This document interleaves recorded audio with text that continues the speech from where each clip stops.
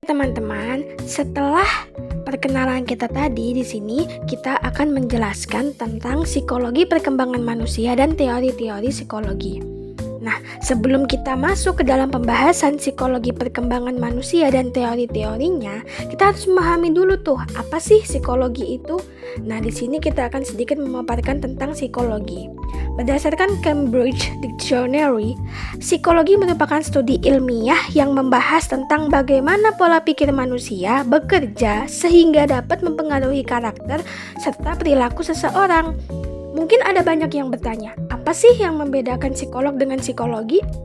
Nah, psikolog memiliki arti yaitu seseorang yang memiliki keahlian di dalam bidang psikologi. Sedangkan arti dari psikologi itu sendiri merupakan ilmu yang dipelajari oleh seorang psikolog.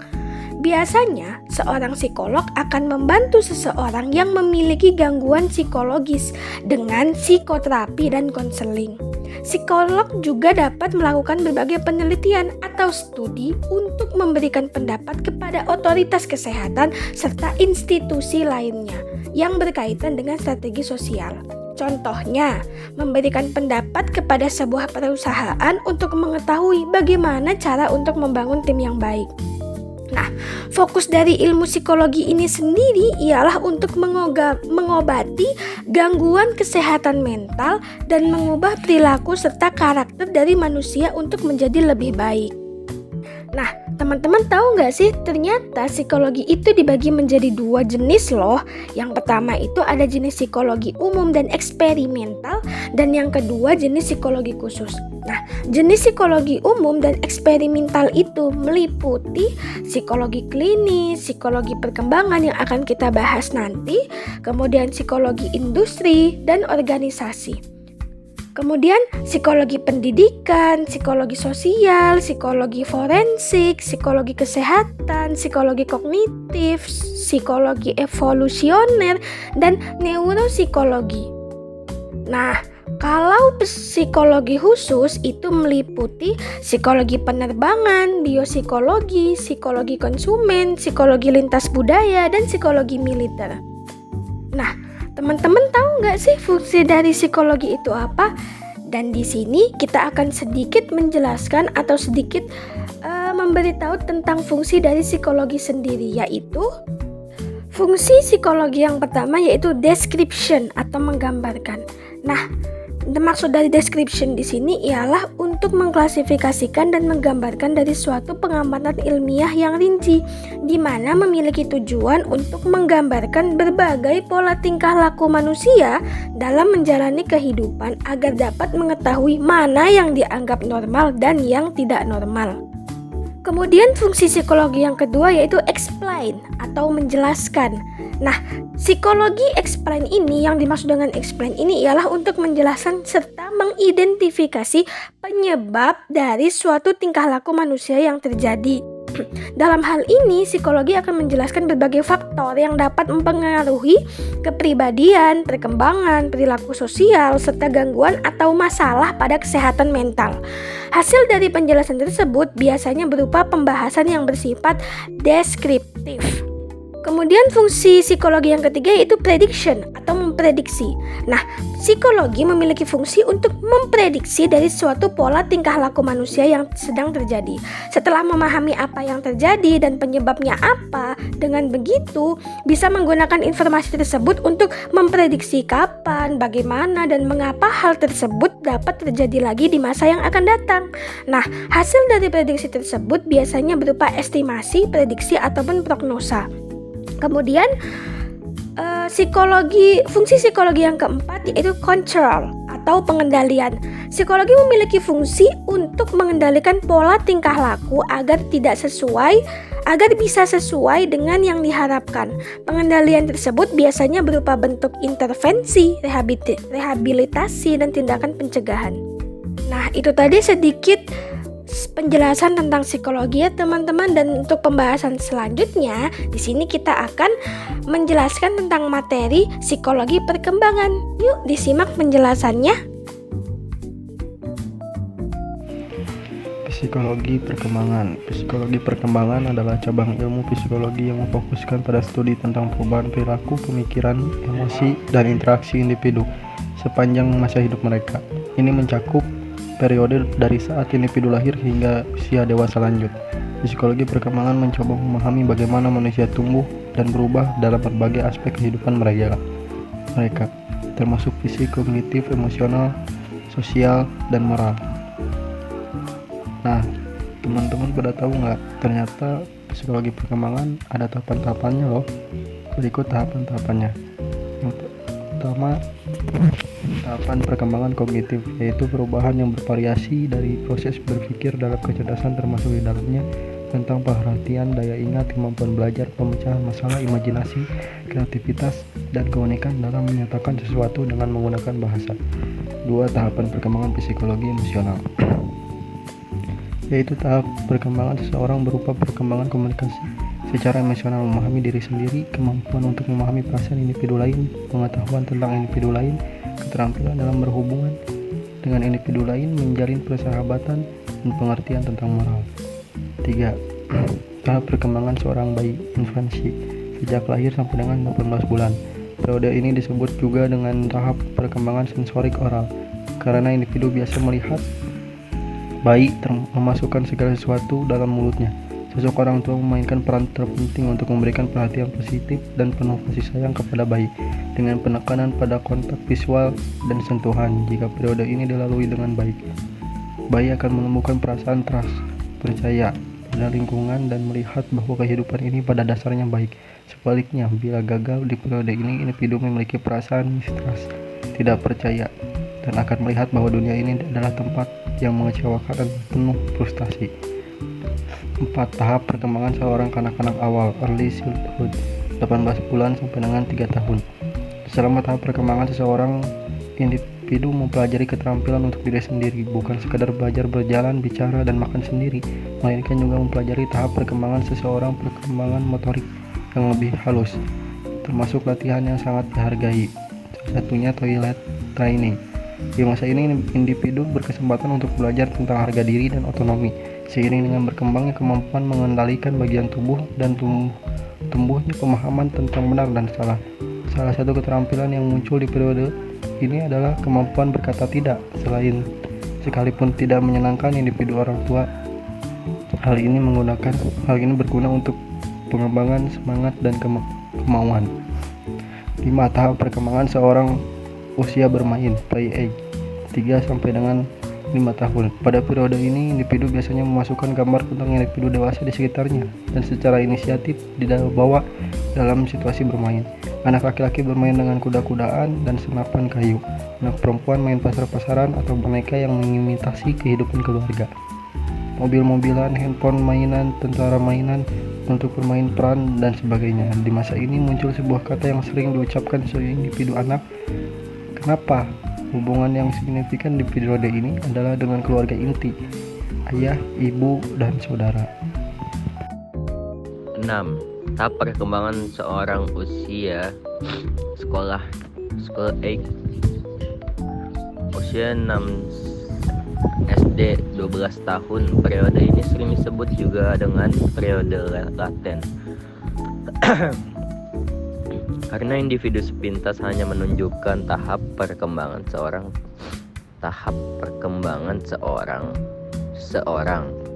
perkembangan fisik tanpa tahap perkembangan seseorang, perkembangan aspek mental yang berarti berbeda dengan fase-fase sebelumnya. Keterampilan baru yang dikembangkan selama periode ini mengarah pada sikap industri, ketekunan belajar, aktivitas,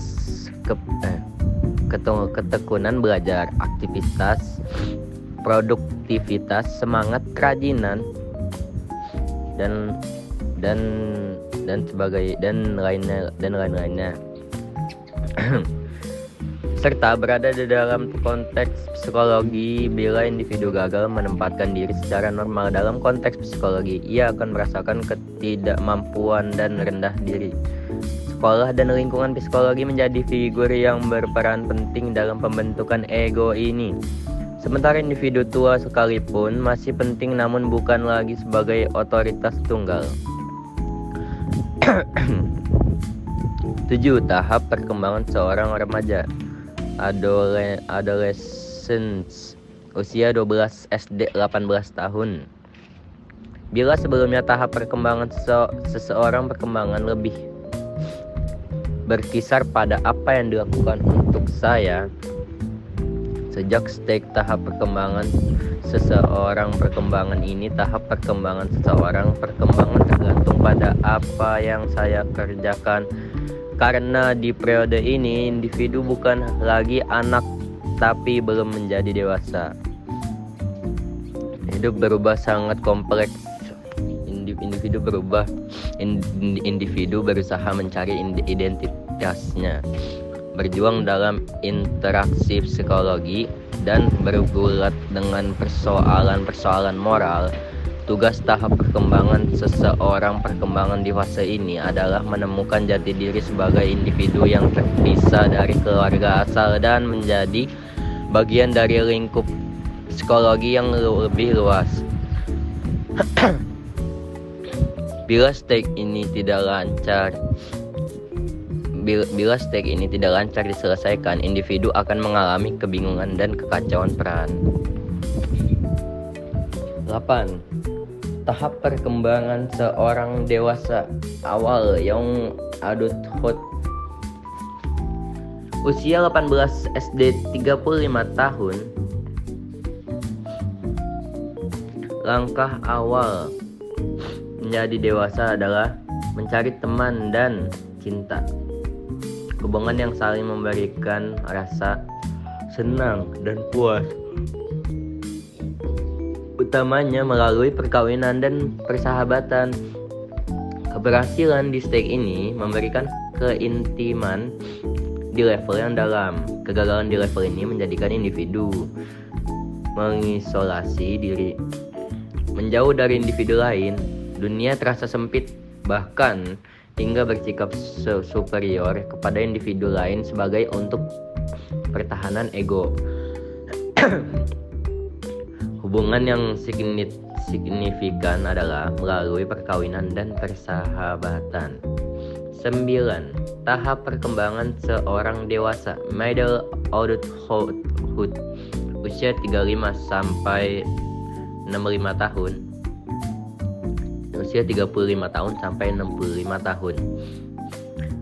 Masa ini dianggap penting karena dalam periode inilah individu cenderung penuh dengan pekerjaan yang kreatif dan bermakna, serta berbagai permasalahan di seputar keluarga. Selain itu adalah masa berwenang yang diidamkan sejak lama. Tugas yang penting di sini adalah budaya dan meneruskan nilai budaya pada keluarga, membentuk karakter anak, serta memantapkan lingkungan yang stabil. Kekuatan timbul melalui perhatian individu lain dan karya yang memberikan sumbangan pada kebaikan masyarakat yang disebut dengan generativitas. Jadi di masa ini takut akan ketidakaktifan dan ketidakbermaknaan diri. 10. Tahap perkembangan seorang dewasa akhir, late adulthood, usia 55 sampai akhir hayatnya. Individu berusaha lanjut yang bisa melihat kembali masa-masa yang telah dilaluinya dengan bahagia, merasa tercukupi dan merasa telah memberikan kontribusi pada kehidupan. Ia akan merasakan integritas kebijakannya yang tumbuh, menerima keluasan dunia dan menjelang kematian sebagai kelengkapan kehidupan. Nah, dari tahapan-tahapan ini sudah disebutkan tadi, kita dapat mengetahui bagaimana cara mengaplikasikan psikologi perkembangan itu sendiri. Di samping tahapan-tahapan di atas, psikologi perkembangan juga memiliki beberapa teori yang membuat kita tahu dan tahu dan mengerti sebelum mempraktekkan ilmu psikologi perkembangan itu sendiri. Teori-teorinya apa aja sih? Yuk simak penjelasannya. Setelah kita membahas tentang apa itu psikologi, lalu juga kita sudah membahas pengertian tentang psikologi perkembangan dan juga sedikit menjelaskan tahap-tahapnya. Saya di sini akan sedikit menjelaskan atau memaparkan materi tentang teori-teori yang ada dalam psikologi. Perlu kita ketahui, di samping adanya pengertian, lalu adanya tahapan, pasti juga ada teori-teori ya. Jadi untuk teori-teorinya itu ada beberapa bagian. Apa saja sih teori yang terdapat pada psikologi perkembangan atau psikologi itu tersendiri? Yang pertama, teori kognitif Jean Piaget. Jean Piaget adalah seorang ahli psikologi perkembangan yang dikenal dengan teorinya tentang perkembangan kognitif anak-anak. Ia mengidentifikasi 4 tahap perkembangan kognitif. Lalu apa saja sih tahap-tahap yang ada pada teori kognitif Jean Piaget? Untuk yang pertama, atau kita sebut aja A ya.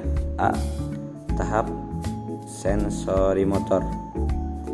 Tahap ini terjadi pada bayi hingga sekitar usia 2 tahun. Anak-anak pada tahap ini mengalami dunia melalui indera mereka dan mengembangkan pemahaman tentang objek permanen dan kemampuan untuk mengordinasikan tindakan fisik. Lanjut untuk yang B, tahap praoperasional, terjadi pada usia 2 hingga 7 tahun. Anak-anak mulai menggunakan simbol dan representasi dalam berpikir, tetapi masih memiliki keterbatasan dalam pemahaman logis dan abstrak. C, tahap konkret operasional, terjadi pada usia 7 hingga 11 tahun. Anak-anak pada tahap ini mampu berpikir lebih logis dan mengerti konsep kausalitas serta mengembangkan kemampuan pemahaman konsep matematika. D, tahap formal operasional, dimulai pada usia 11 tahun dan seterusnya.